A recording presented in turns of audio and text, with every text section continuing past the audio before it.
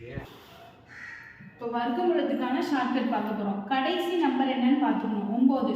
அப்போ கடைசி நம்பர் எங்கெங்கெல்லாம் ஸ்கொயர் ரூட்டில் வருதுன்னு பாரு. 3 ஸ்கொயர் 9, அடுத்து 7 ஸ்கொயர் 49. அப்போ 2 நம்பர் எடுத்துக்கிறோம். நமக்கு 3 ஸ்கொயர் வந்தாலும் 9 தான், 7 ஸ்கொயர் வந்தாலும் 49. லாஸ்ட் நம்பர் 9 வருது. அப்போ 3 7 எடுத்துக்கலாம். அடுத்து 2 நம்பர் விட்டுட்டு அடுத்து என்ன நம்பர் இருக்குன்னு பார்க்கணும். இப்போ 53 இருக்குது. 53 எந்த ஸ்கொயர் ரூட்டுக்குள்ளே வருதுன்னு பார்க்கணும். இப்போ 7 ஸ்கொயர்னா 49, 8 ஸ்கொயர்னா 64. அப்போ இதுக்குள்ளே தான் வரும். அதனால நம்ம 7 எடுத்துக்கலாம்.